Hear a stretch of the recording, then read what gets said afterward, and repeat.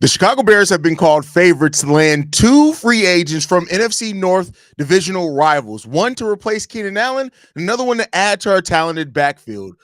Is it on the horizon for the Chicago Bears? We're going to talk about it all and more, but you know what we got to do first? You are now tuned in to Chicago Bears Central, your number one place for all Chicago Bears news and content.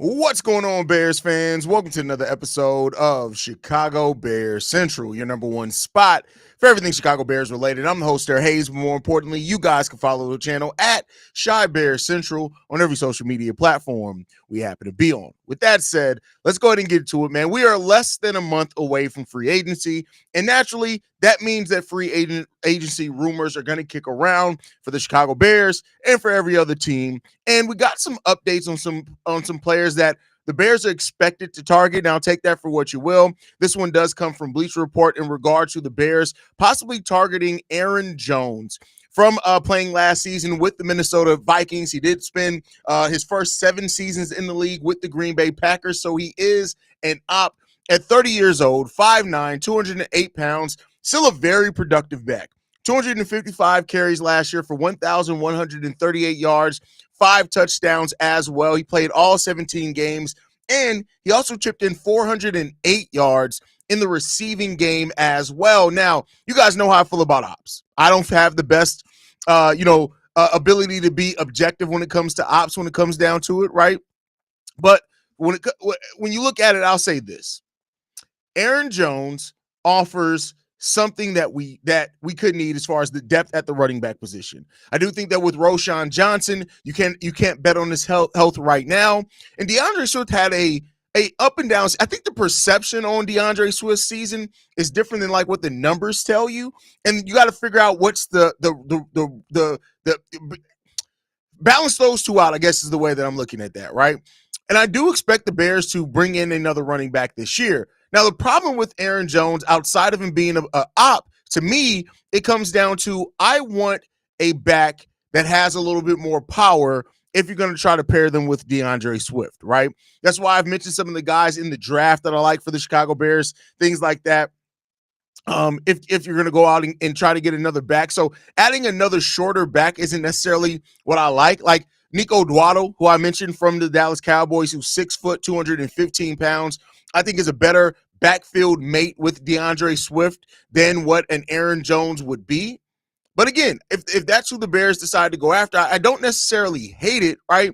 It's just that in my personal opinion, you want kind of a different and varying skill types there, in my honest opinion. You can also get Quashon Judkins probably in the 3rd round as well out of Ohio State. I'm going to keep my OSU players and trying to push that when it comes down to it. But I do think that Jones is solid, right? But if you're looking for something to kind of put a Band-Aid on it for now while you figure out a long-term option, maybe you don't want to sign or bring in another rookie or sign a younger player, because I do think Aaron Jones can be gotten for decent money, right? Josh says Aaron Jones is pretty old, though. He's not that old. Aaron Jones is only 30, right? And so we're seeing running backs play well into that. So I think that going into his 9th year now, I think that Aaron Jones has shown he still has a lot left in the tank. And I think with the thing that you would be doing if you bring in Aaron Jones is that to give you another year to really see if Roschon's going to be able to stay healthy. And then maybe you kick the can down the road and try to make a decision on another long-term back solution, maybe next year's draft or something like that. So that's what I think could come down for it. I do agree with you that there is a bit of a concern there for sure. I'm not saying that he's a perfect option for the Chicago Bears at all, but he is one that kind of makes some sense when you look at kind of the things in football, right? Let's see. Aaron Jones is one of those back that consistently finds the hole and hits it. Swift, major inconsistency running north and south, even for a yard. Great points there, Jeffrey. Great points. No thanks, Brian Gumble. We don't need that big. Who the fuck you calling Brian Gumble, bro? Get your life together, bro. Now, don't make me start roasting you now, B Mace. Now, B Mace's family, man. Appreciate y'all always. Bear down from Texas. Appreciate y'all for supporting and rocking with the channel, man. Um, yeah, so I just think like this, right? If you look at Aaron Jones and the production that he's had over his career, he's been a fairly very healthy back. The least amount of games he's ever played in his NFL career was 11, and that was his last year in Green Bay. But he's had several 1,000-yard seasons. He always is very productive in the run and the pass game as well. So he is that dual threat that Ben Johnson could like when it comes down to it. But I think that Aaron Jones is a decent player. I just think you have better options out there that could be cheaper, that could be younger, or you can go more long term. I think so, right? So it is what it is, man. Maybe I'm wrong, but didn't you say Swift was a bad fit just yesterday? I did not say Swift was a bad fit ever. That never came out of my mouth. You must be confusing your black content creators there, my boy. That's never what I said. Williams from Denver would be a better fit. I don't disagree with that at all. He's another guy on my list as far as running backs that the Bears could take a look at. There's a lot of running backs that could fit what the Bears are trying to do here, right? We'll see what happens when it comes down to that. I think we should draft Judkins and then have Swift as the running back too, and then let Ben Johnson do his work there. Here's the thing: I don't think Swift would go to the running back two in that case. Judkins was probably get an opportunity to win it, and I like Judkins. I'm an OSU guy. I'm always going to push my OSU narrative here to bring some more OSU players to the Chicago Bears. But I think outside of that, Judkins is somebody that just makes sense for where the Bears are right now. So, if you're going to go Judkins and only they would know that, I think he's a bigger David Montgomery. And I think that's what he brings a lot potentially to this team. So, that's an option there for Will. He was a solid pass protector for Sam Darnold too. That's another great point. Another great point. I'm good. He's a good running back, but he's an op. I got to make one emotional decision to not sign him as a GM. I'd rather draft one. And I think it comes down to what the Bears plan to do with their draft selections, right? Like if they know that they plan to address the wide receiver, the running back in the draft, then, they probably won't go for something like that, right? But I also think when you have a second-year quarterback, it's not bad to surround them with veterans either. Both you want to bring some veterans in on that offensive line, and at least with Aaron Jones, you kind of know what he's going to be. But again, personally, the objective football fan can see the fit for Aaron Jones. The lifelong Chicago Bears fan more so looks at it as like, I don't want no ops, though. I don't want no ops. It comes down to that. I'm used to seeing him run all over us every Sunday, so seeing him in the Bears uniform would be weird. Plus, I don't think he would play for us because he knows how bad we are. But no, I think there's a lot of excitement around the Chicago Bears. I think the way that the Bears are talked about with having Ben Johnson now, I think there's a lot of thought process between, there being players that want to come here and play for Ben Johnson and prove something. So I don't think that the Bears stench like that we usually have in free agency is going to be there. That may be me being hopeful, but, you never know when it comes down to that, right? Max Crosby might be available this offseason. Thoughts? I know Bears fans are going to start to wonder, should we get him, in my opinion, unless we build the rest of the team? Then no. Again, like I said, trading right now for players of that caliber, I get why. And I get why Bears fans want, and I even get the fit. I just don't think it's a realistic thing right now. I don't think that is realistic via what we have unless something crazy happens. So, we'll see what happens there. But with that said, I want to get into the next player that the Bears have been rumored. So this was part of an article in which they named 3 of the best replacements for Keenan Allen. And one thing that I do love that they mentioned in here, Tyler Scott was number 1. So shout out to that, right? Tyler Scott, who we just don't know what's going on with Tyler Scott, right? We heard really great things all last year in training camp. All last year in training camp, we've heard really great things, right? That his chemistry with Caleb Williams was great, that he came into training camp in a really good mindset. He understood the playbook. We heard all really good things about Tyler Scott last year, but then we didn't see him at all. Even at a time period where our wide receivers were hurt or something like that, we weren't playing the best. We didn't see a lot of Tyler Scott. And the question coming into this season is that, does Ben Johnson and his coaching staff look at Tyler Scott and have a little bit more belief in him than what Shane Waldron and the other coaches did last year, right? Now, Tyler Scott is a player that always had really good potential, right? You look at his speed was always really good there. His ability to potentially play in the slot was something that people ask, like, could Tyler Scott slide into that slot position? And we really haven't seen a lot of that at all, right? So the question is that's going to probably be one of the first evaluations. But with that said, I do think that Ben Johnson, I trust Ben Johnson in a case like this. And so somebody that's been mentioned as a potential replacement for Keenan Allen is Tim Patrick. Now, this makes sense for a few different reasons. Tim Patrick is somebody that Ben Johnson would have great knowledge with. He's worked with him each of his years in Denver as well, so he understands how to use him and his skill set. Tim Patrick is somebody who's 6'5", 210 pounds. He's always been a complementary receiver. And while last year only had 395 yards and 3 touchdowns, the year prior to that, he had 734 yards on 5 touchdowns. The year before that, 742 yards and 6 touchdowns. This is a guy that's shown that he's been able to be effective in Denver and Detroit. The question is that would he be the right slot receiver here for the Chicago Bears? And my thought process on it is this, right? It just comes down to how much does Ben Johnson plan on not only utilizing Rome Odunze and DJ Moore, but also using Cole Kmet, right? How big of a part of the game plan is Cole Kmet going to be? How big of a part of a game plan in the passing game is DeAndre Swift and Roshan and any other potential running backs are going to be? Because if you're using those guys heavily, you could go with a more complementary wide receiver like a Tim Patrick than you drafting one or going after a bigger name, right? I think that when it comes down to it, Tim Patrick is somebody that he's fine as a slot receiver. He's fine as a third receiver, but you got to better damn well be that you are utilizing DJ Moore and Rome Odunze in better ways, and Cole Kmet for that matter, in way better ways than Shane Waldron did last year. Now, we think that we trust Ben Johnson to do that. One thing that Ben Johnson is really good about is he builds his system around the players. He doesn't come in here and have the players to come in here and be a way that to fit his system. He draws the system around their skill set.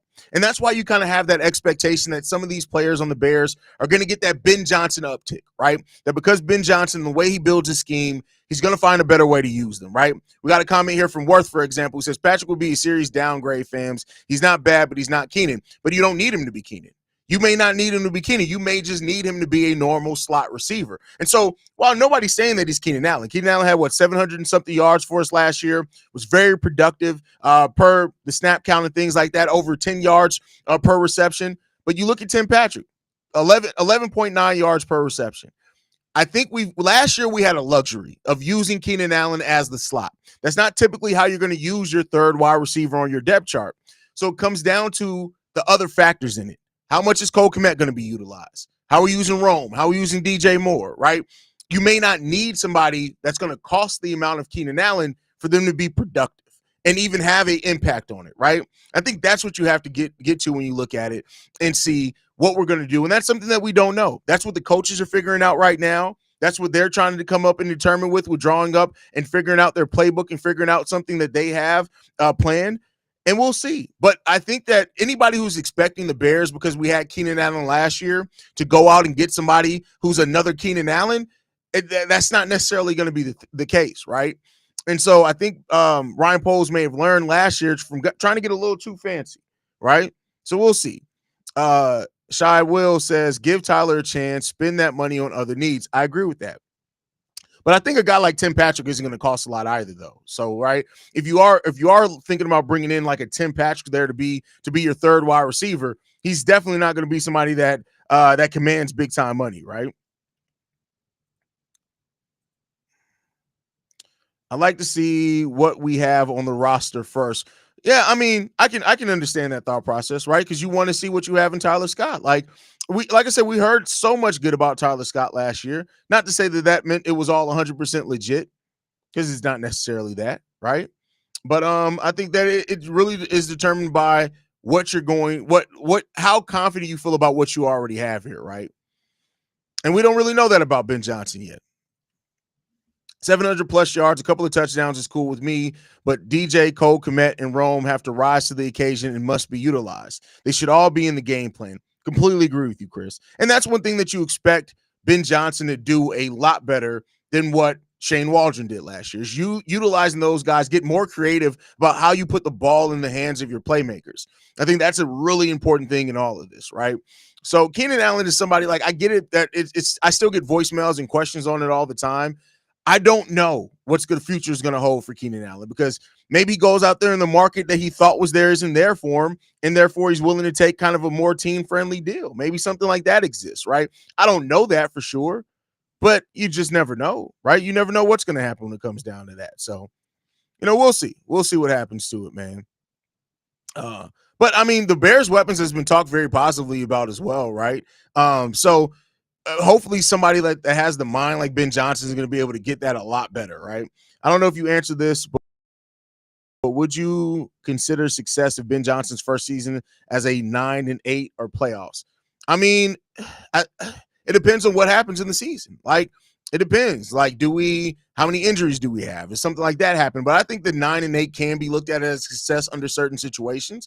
I'm not going to necessarily say it has to be playoffs in the first year. I do think that, we'll see what the talent of this roster looks like at the end of the free agency and the draft, but it's not outside the realm of possibility to think that the Bears are going to have a playoff talented roster. We just got to see. Hopefully Antoine Randall L can bring out the best in Tyler Scott. We need it. Hey, I want the best for everybody on this roster. Exactly. Let's see what they look like without an incompetent coaching. That's a great point there. Great point. Like, we had such an incompetent coaching staff. You got to see what we're going to look like without that, right? So, thing there as well. 2 players on the thumbnail. Bears fans want nothing to do with. Don't speak for all Bears fans, because especially you can't speak for all Bears fans, because some of the comments that you've left over the years have absolutely been downright idiotic. So you just can't speak for all Bears fans. You just can't.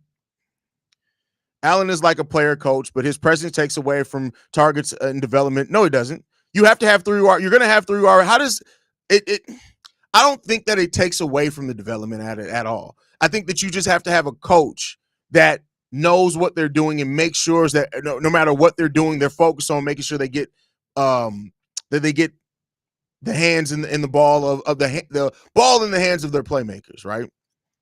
You should have paid option to roast YouTubers. Oh, we're starting the roast channel. We're calling it the cookbook. The roast channel is coming. We're going to call it the cookbook, because best believe some of y'all getting roasted. If we are going to go after a trade, I say grab Trey Hendrickson from Cincinnati. If we can give up a second, I say that's the route to go, or definitely kick the tires on Mac. I like the Mac idea. Here's what I'll say. If Ian Cunningham does leave, and we get a 3rd-round pick back, does that increase the chances of Ryan Poles maybe trading one of the other picks? Maybe, right? I'm not saying for sure, but it is something to work with, right? So we'll see. With the increased salary cap, do you think we can acquire Garrett Dowman or Trey Smith? Yeah, we can definitely. Like, we have the money to acquire Trey Smith. Like, the money isn't the problem for acquiring one of those guys. Now, Garrett is a trade, so it's not just like you're signing them outright. That's the thing there. It's a trade, so you're giving up double assets, but, we'll see. Let's hope the staff doesn't let Caleb have to find resources and learn like Shaky Shane. That was one of the worst stories I've ever seen.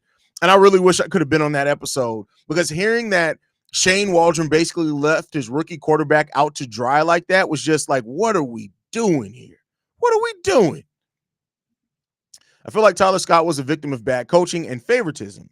He might ball out given the chance. You never there are throughout the history of the NFL, there have been a handful of players that it just takes the right coach, right, to see something that was already there that other people just didn't see, right?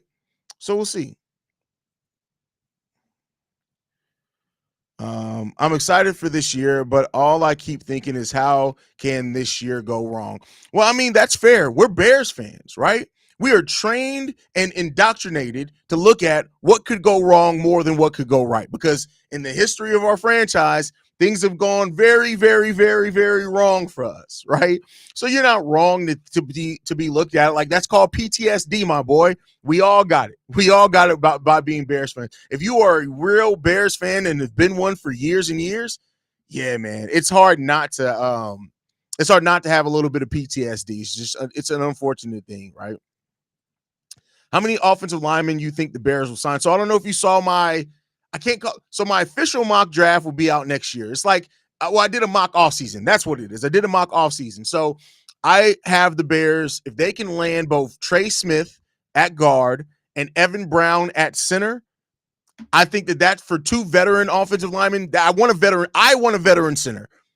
And so if you can get those two guys, that goes a long way in fixing your offensive line. And then you draft two more offensive linemen with two out of your first three picks in the draft. And I think that you're off to the races. I think that's a really good position that you're in there to really improve that offensive line. And we'll see what happens after that. So we'll see. You think we focus on the O-line in free agency, LT Ronnie Stanley, right guard Trey Smith in the center, and focus on the D-line in the draft, or like Mike Green and Nolan from Ole Miss? I think there's going to be a combination of both in both ways. I don't think we're going to look at just free agency for linemen or just the draft for defensive linemen. I think you're going to see a combination of both. So, that's the way to look at it. But our official mock draft volume 1 is going to be out over the course of next week. Each one of us, me, Bobby, C-Dub, Big Kev, and Steve-O, we all will have our own videos on our own personal mock drafts. That's going to be an additional video each day next week. So you're going to get 5 bonus episodes next week going through our mock drafts, our reasoning why, whether there's trades or anything in it. So be on the lookout for that.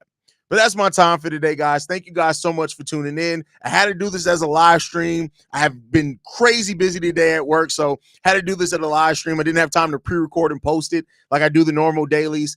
Love you guys. Make sure you guys are following us at Shy Bear Central. You can send us any feedback, questions, comments, concerns, ChicagoBearsCentral@gmail.com. Lastly, if you want to leave a text message and our voicemail for the mailbag, the number to do so, 773-270-2799. Hold on, wait a second. I want to address this because a lot of people have been asking this. I don't know about Jones Pass Pro. He didn't give up a single sack last season. I get it that his pass blocking grade has not been the best and not been up there with his run blocking. And I get it that he had some terrible pass blocking situations in the Super Bowl and in the playoffs. But let's not act like we can overlook what he's done over his career. He does not allow a lot of sacks.